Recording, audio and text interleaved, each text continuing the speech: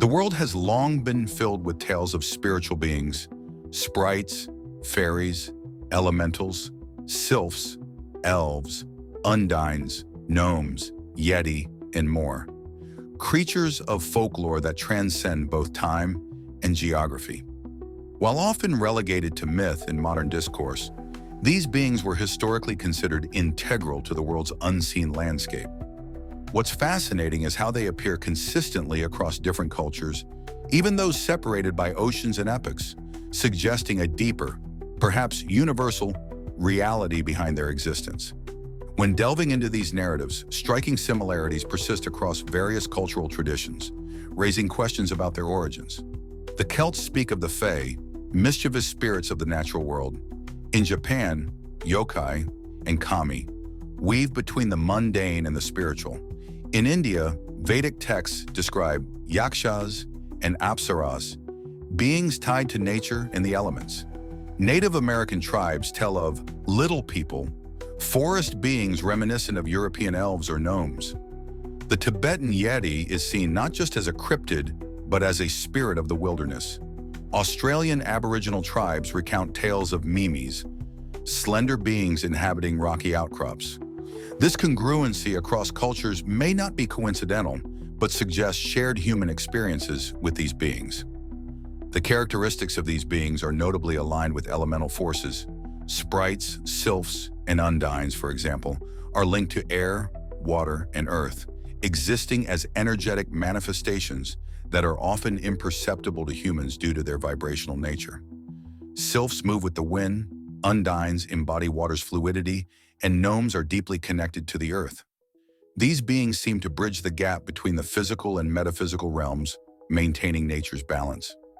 This elemental association implies that they might not be mere imaginary constructs, but active participants in a broader ecosystem of life. The recurring appearance of these beings in folklore raises the question of why they are seldom seen or only glimpsed briefly. One explanation is that they inhabit a parallel realm, existing at a frequency or dimension beyond human perception. Similar to how our eyes cannot detect ultraviolet light or ears cannot hear certain sound frequencies.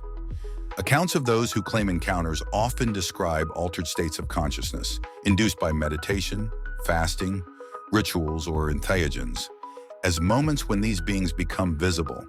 It suggests that they reside in a space between the material and ethereal, accessible only when perception is stretched.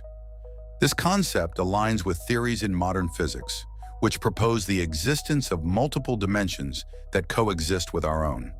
If alternate dimensions exist, it's conceivable that spiritual beings move between them, occasionally intersecting with our reality. Folklore often refers to realms like the Otherworld of fairies or the hidden realms of elves and gnomes, indicating not just different locations, but entirely separate planes of existence.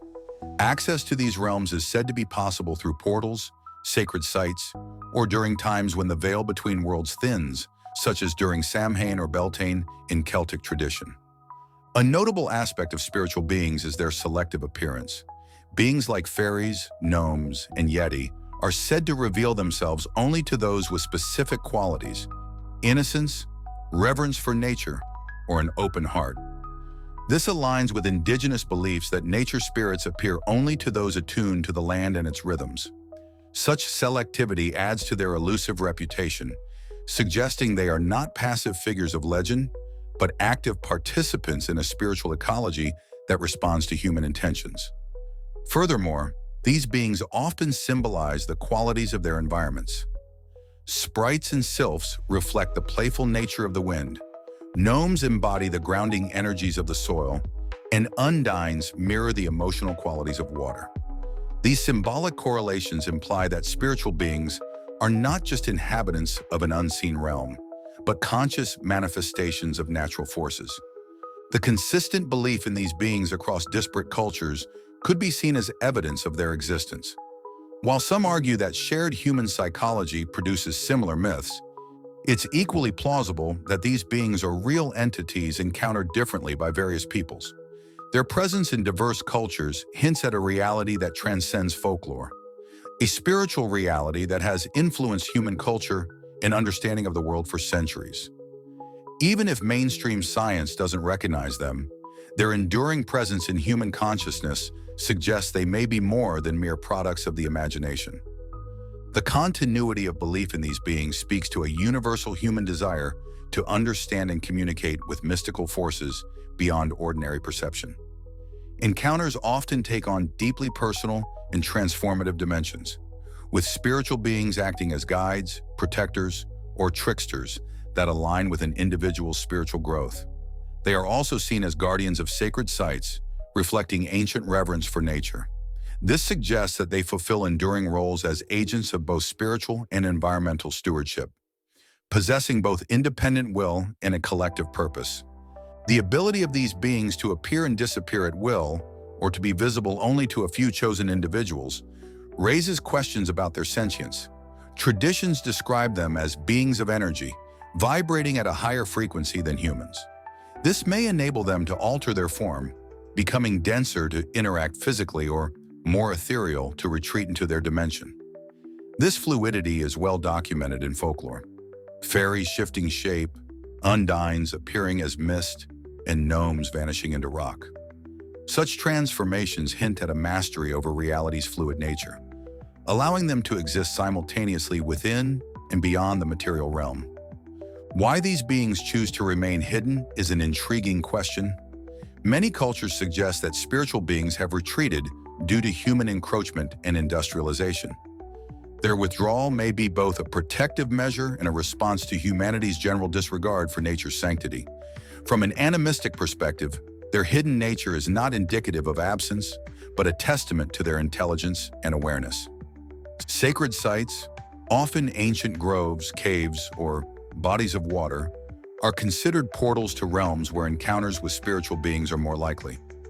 Rituals involving music, chanting, or offerings are believed to create energetic bridges, inviting spiritual beings into human experience. Shamans and mystics, acting as mediators, often describe these interactions as dissolving the boundaries of perception and facilitating communication across realms. This hypothesis aligns with theories like string theory, which suggests the universe may consist of dimensions beyond the three spatial ones we perceive. If spiritual beings occupy a different dimension, their occasional appearances could be due to temporary dimensional alignments. Events like the fairy raid, where fairies are said to parade through the night, often align with lunar phases or specific dates, suggesting rhythmic alignments between realms. Interactions with spiritual beings often involve exchanges of gifts or energy, symbolizing mutual respect and co-creation. For example, offerings of milk or honey to fairies acknowledge their role as caretakers of the land. Shamans and healers, in turn, form alliances with elemental beings, drawing upon their help in healing rituals or weather manipulation. These relationships imply that spiritual beings are active participants in a cosmic network. Many of these beings also possess playful, trickster-like qualities. From the pranks of leprechauns to the illusions of kitsune, tricksters challenge human expectations, serving as spiritual educators that encourage more open, imaginative approaches to life. The trickster role can be protective, prompting humans to approach the spiritual realm with humility. The consistent belief in the sight, a spiritual vision that enables perception of beings beyond ordinary senses, further reinforces their possible existence. Described as clairvoyance or the gift of seeing, this ability allows humans to perceive beings vividly, suggesting a shared spiritual faculty that transcends cultural boundaries. Belief in these beings shapes not only individual perceptions, but entire cultures, influencing art, literature, and customs. By cultivating a relationship with the unseen, humans deepen their consciousness and connection to life's broader web. This suggests that spiritual beings, whether elemental or fae, are co-creators of reality, inviting humans to participate in a richer, more enchanted existence. The persistence of spiritual beings across cultures and histories may reflect a shared spiritual reality that intersects with the material world in complex and meaningful ways. As guardians of nature, tricksters of the spirit or elemental manifestations, these beings represent an active spiritual ecology. They invite us to broaden our perception and acknowledge a reality that is far more layered and mysterious than often recognized. Embracing these beings could open the door to a deeper, more interconnected understanding of both seen and unseen worlds.